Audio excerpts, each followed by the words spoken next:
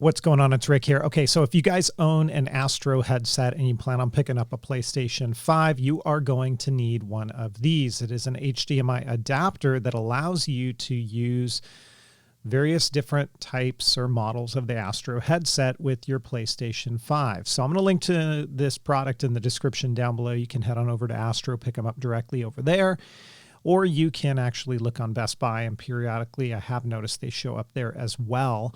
Now, if you do own an Astro headset, you can supply your serial number to them and they're going to give you a discount on this. But as you see here, as we unbox everything, I just want to show you what you get included inside of this box and then overall how it is anticipated to work, because the PS5 is not out yet.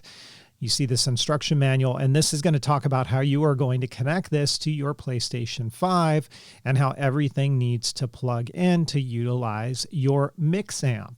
More than likely, you're probably using this with the mix amp. You also get a kind of a regulatory guide. There is a shortened HDMI cable that is included in the box, and you'll see why we're going to need this in just a moment here. So just give you a quick look at that, gold plated on the ends. And then we've got this is a power cable, essentially. You've got USB on one side, micro USB on the other, and then here is your adapter. You can hear that. It is made out of metal, so it is a nice build. You've got your HDMI input on one side. As we take a look on the bottom, you've got some information about the device, and then here is where the magic happens, right? You've got that DC input, you've got an HDMI output, and then you've got the optical ability here, which does not exist on the PlayStation 5. That's what you get with this. That's why it's going to allow you to use the mix amp and certain models of headsets. Just a quick unboxing. If you guys liked the video, please give it a thumbs up.